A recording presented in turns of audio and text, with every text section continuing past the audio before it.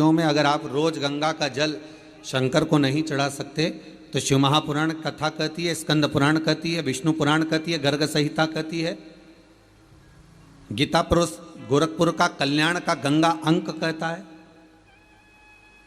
कि कुछ तिथियां भारत की भूमि पर ऐसी वर्णित है जिन तिथियों में भी गंगा का जल हम शिव को अगर एक बूंद भी समर्पित कर रहे हैं, गंगा का जल मात्र एक आधी चम्मच भी, आचमन जितना भी अगर हम शिव को समर्पित कर रहे हैं तो उसका सुख आनंदित है। जैसे पंचमी तिथि, नवमी तिथि, दशमी तिथि, एकादशी, प्रदोष, पूर्णिमा, अमावस्या, ये तिथियां हमारे यहाँ जो दी गई हैं, इन तिथियों में अगर हम गंगा का मात्र थोड़ा सा जल भी अगर जल के पात्र में डालकर गंगा जी का जल थोड़ा सा भी शिव के पास लेकर जा रहे हैं तो ये एक भाव अपने भीतर होना चाहिए कि आप केवल गंगा का जल साधारण शिव मंदिर में समर्पित नहीं कर रहे हो, आप गंगा का जल भले अपने घर से लेकर जा रहे हो और थोड़ा सा भी जल ले जाकर अगर शिव को समर्पित कर रहे हो तो तुम्हारे भीतर ये भाव होना चाहिए कि मैं गंगोत्री से जल भरकर सीधे रामेश्वर में ले जाकर गंगा के जल को समर्पित कर रही हूँ। श्रावण के महीने में या अन्य महीने में आप शिव को समर्पित कर रहे हैं, ये आपके भीतर एक भाव उत्पन्न होना चाहिए।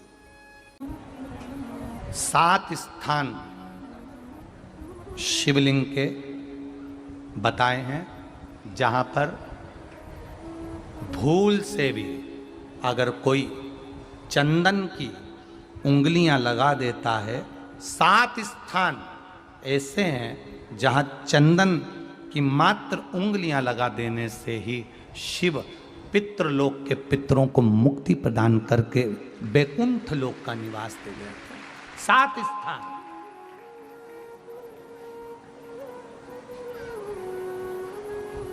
और वो 7 स्थान जो चंदन के बताए गए, पहला भगवान देवाधिदेव महादेव के शिवलिंग पर चंदन का लेपन। समझ लेना जरा बहुत अच्छे से। आपको लगता है स्वप्न में कोई मुर्दे दिख रहे हैं या कोई जल रहा है या कोई मर रहा है या कोई चला गया है, ऐसा भय लगता है।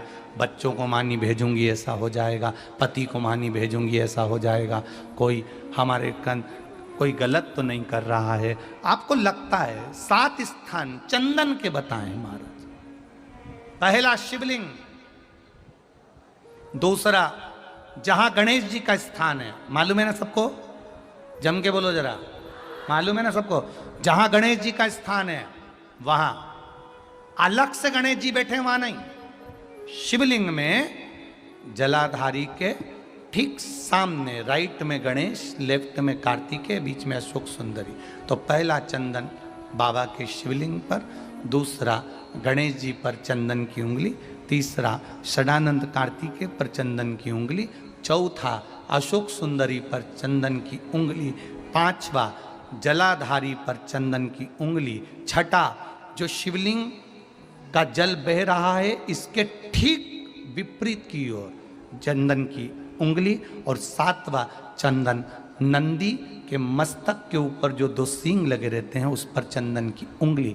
ये कब लगाई जाती है? या तो अमावस्या के दिन आपको लगता है कि हमारे पूर्वजों का उद्धार नहीं हुआ, हमारे पूर्वजों का कल्याण नहीं हुआ, कहीं अधोगति में कोई चला गया है, उसका बस एक बार, रोज नहीं जरूरत है, प्रतिदिन जरूरत ही नहीं,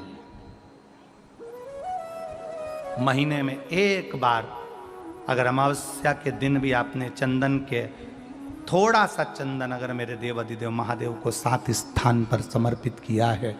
अशोक यहाँ पर वर्णन कर रही हैं, मैना, धन्या और कला की कथा कह रही है। तीनों ने सनकादि ऋषियों से मांगा। चंदन भगवान को अति प्रिय होता है और चंदन ही एक ऐसा होता है जो पितरों को भी प्रिय होता है, जिसका स्पर्श मात्र लगने से पूर्वजों का कल्याण हो जाता है, वो चंदन का स्मरण। 7 स्थान चंदन के कहे, 7 स्थान। एक चंदन कराए आपने, धूप छोड़ी ना छोड़ी वो पता नहीं, गाय को रोटी दी ना दी, स्वान को भोजन दिया ना दिया, कौवे को भोजन दिया ना दिया, चलेगा।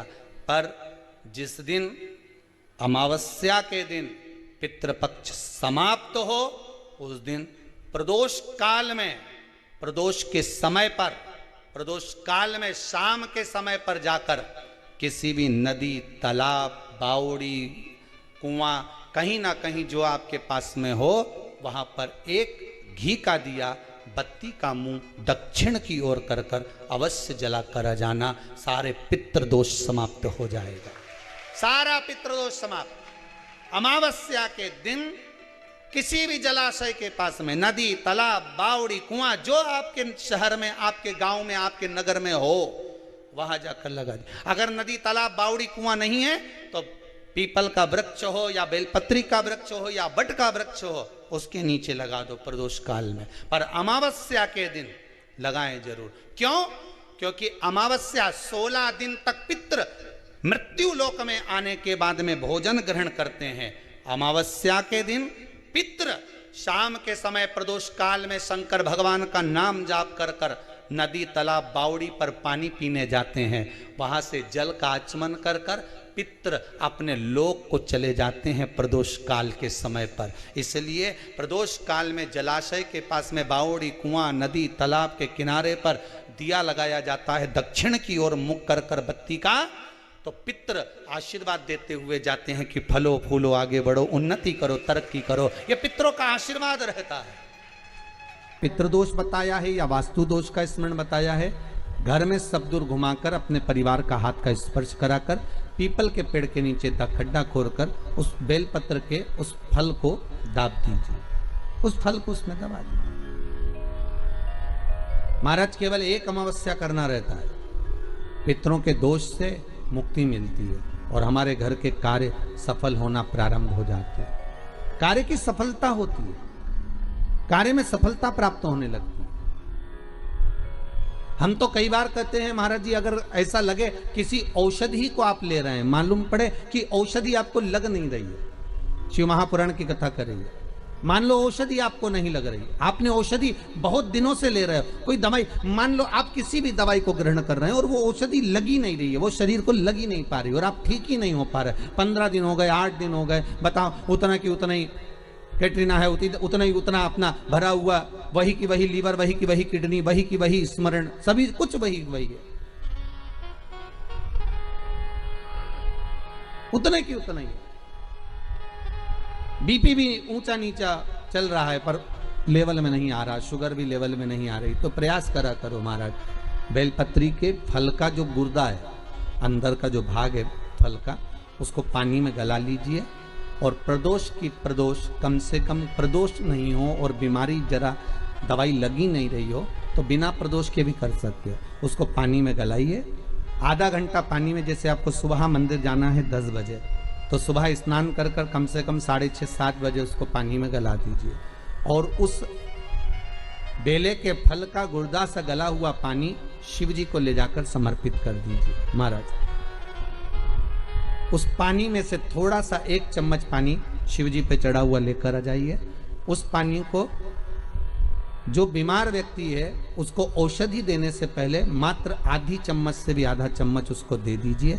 भगवान शंकर का श्री शिवाय नमस्तुभ्यम का जाप कर कर उस पानी को देने के बाद अगर आप औषधि देंगे तो ये पक्का है कि औषधि अपना कार्य करना प्रारंभ कर देगी और वो स्वस्थ होना प्रारंभ हो जाएगी, वो स्वस्थ हो औषधि।